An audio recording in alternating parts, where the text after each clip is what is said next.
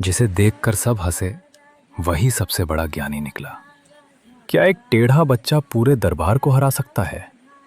इस कहानी के अंत में जो हुआ वो आपको चौंका देगा।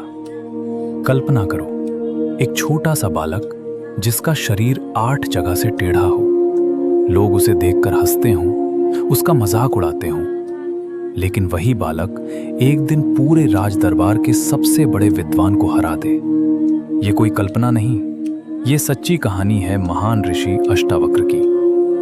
बहुत समय पहले एक महान ऋषि थे, कहोड़ ऋषि। वे वेदों के ज्ञाता थे, लेकिन एक दिन उनके साथ कुछ ऐसा हुआ जिसने उनके पुत्र के जीवन को बदल दिया। जब अष्टावक्र अपनी माता के गर्भ में थे, तब उनके पिता वेदों का पाठ कर रहे थे। अचानक गर्भ में ही अष्टावक्र ने उनके उच्चारण में गलती पकड़ ली। एक अजन्मा बालक अपने पिता को सुधार रहा था। कहोड़ ऋषि को यह बात अहंकार में बुरी लग गई। उन्होंने क्रोधित होकर शाप दे दिया, तू जन्म से ही 8 जगह से टेढ़ा होगा। और जब अष्टावक्र का जन्म हुआ तो सच में उनका शरीर 8 स्थानों से टेढ़ा था। समय बीता। एक दिन कहोड़ ऋषि गए राजा जनक के दरबार में शास्त्रार्थ करने। वहां एक घमंडी विद्वान था, वंदी। उसकी एक खतरनाक शर्त थी, जो भी उससे हारेगा उसे नदी में डुबो दिया जाएगा।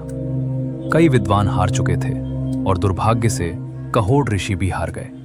उन्हें भी नदी में डुबो दिया गया। जब यह बात अष्टावक्र को पता चली तो उनका दिल टूट गया, लेकिन उन्होंने हार नहीं मानी।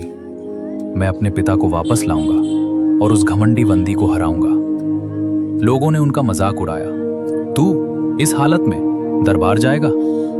लेकिन अष्टावक्र रुके नहीं। अष्टावक्र मिथिला पहुंचे। जैसे ही वे दरबार में दाखिल हुए, लोग हंसने लगे। कोई बोला, ये कैसा टेढ़ा मेढ़ा लड़का आ गया। पूरा दरबार उनका मजाक उड़ा रहा था।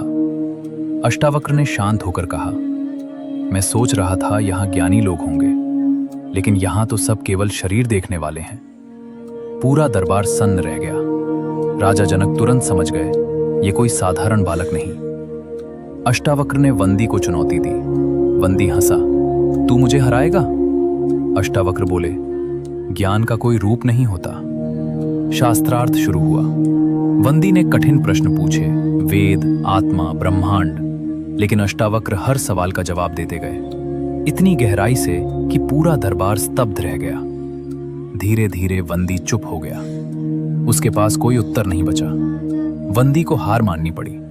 फिर उसने सच बताया, मैं वरुण देव का पुत्र हूं। वरुण देव, मैं विद्वानों को यज्ञ के लिए भेज रहा था। नदी से एक एक करके सभी ऋषि बाहर आए और उनमें अष्टावक्र के पिता भी थे। पिता पुत्र का मिलन देखकर सब भावुक हो गए। पिता ने कहा, पुत्र, अब इस पवित्र नदी में स्नान करो। जैसे ही अष्टावक्र ने स्नान किया, उनका शरीर सीधा हो गया। उस दिन पूरी दुनिया ने देखा, जिसे लोग कमजोर समझते थे, वही सबसे बड़ा ज्ञानी निकला। असली ताकत शरीर में नहीं, बल्कि ज्ञान और आत्मविश्वास में होती है। कभी किसी को उसके रूप से मत आंकना, क्योंकि असली शक्ति अंदर होती है।